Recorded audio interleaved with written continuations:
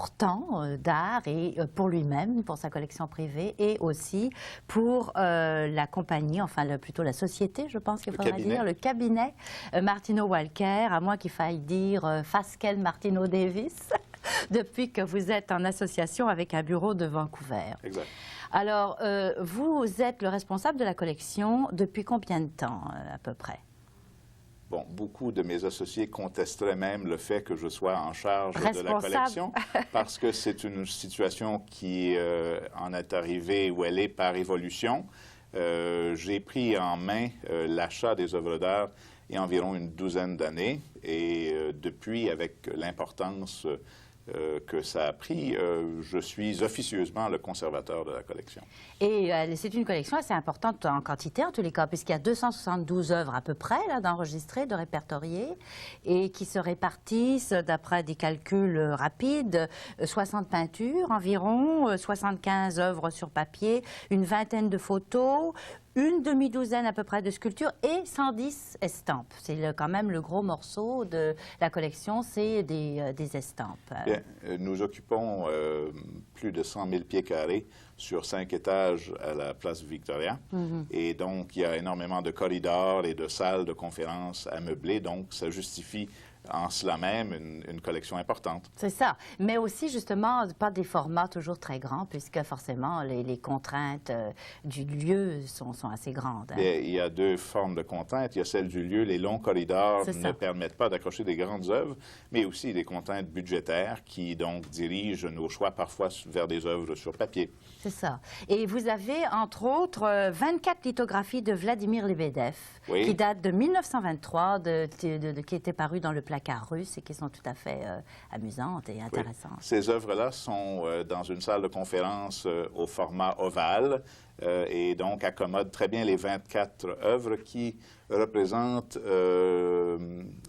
les travailleurs russes en contraste avec la bourgeoisie européenne de l'époque. Et c'est intéressant parce que dans cette salle de conférence-là, nous faisons beaucoup d'importantes transactions où des millions de dollars se transigent et ça fait contraste avec l'œuvre de Lebedev qui était un populiste. C'est ça, contre le capitalisme, naturellement. Exactement. Contre le capitalisme. Mais dans l'ensemble, c'est une collection qui est principalement quand même axée sur l'art québécois, contemporain. Il y a beaucoup d'Ulysse Comtois, de Fernand Toupin, il y en a une œuvre, Claude Duluth, David Moore, Francine Simonin, Bernard Gamois, beaucoup de Louis Comtois, qui d'ailleurs avait été votre condisciple au Collège Saint-Laurent, d'après ce que vous m'aviez dit une fois, des René Derouin, des Urtubis, enfin c'est quand même principalement l'art québécois contemporain, on peut dire, qui est le centre de la collection. Oui, c'est exact. J'ai moi-même un goût marqué pour tout ce qui s'est fait au Québec dans les années 50 et 60. Donc, il y a un noyau d'œuvres de cette période-là et également de l'art très contemporain, ce qui se fait des années 80. Maintenant. Oui, c'est ça. Il m'a semblé d'ailleurs qu'en particulier dans les peintures, ça se partage à peu près entre années 60 et années 80. Oui, exact. Exact. Et vous avez aussi des choses intéressantes dans l'art plus ancien, disons, des œuvres un peu figuratives. J'ai remarqué entre autres une aquarelle de Lily Brown qui date de 1889 et surtout une petite encre de Hermann Blaser que j'adore, qui s'appelle En parade, là, qui représente des marins en parade, très vivante, très colorée.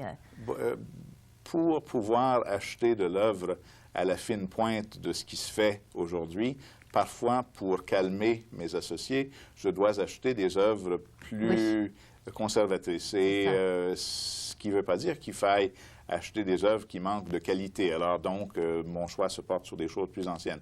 Également, la collection a évolué au cours des années et au tout début, nous achetions des choses plus figuratives et notamment des aquarelles anglaises, des aquarelles canadiennes du 19e siècle. Mais toujours de qualité et avec quelquefois un côté humoristique qui est toujours attachant. Oui, c'est possible. C'est ça. Mais c'est un travail très sérieux que vous faites parce que vous devez pour ça aller dans les encans, visiter beaucoup de galeries, vous informez beaucoup justement dans les revues. J'ai vu que vous aviez énormément de revues d'art. Vous êtes très souvent sur des sièges aussi, vous siégez sur les conseils d'administration d'Artex, du SIAC, de Vie des Arts. C'est un travail vraiment énorme.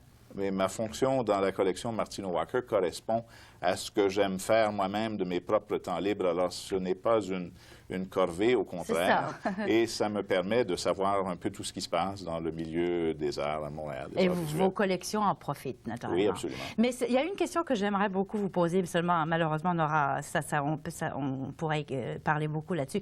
Vous qui êtes en contact avec vos collègues, comment inciter les gens à s'intéresser à l'art de notre temps?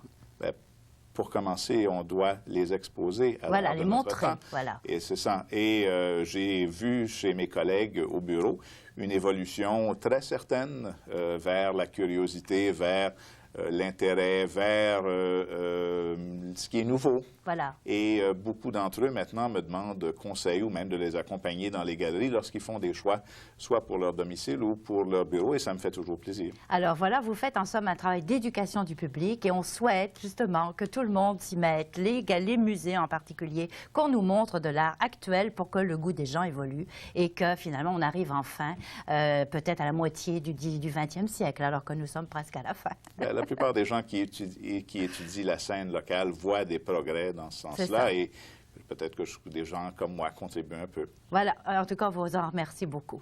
Merci.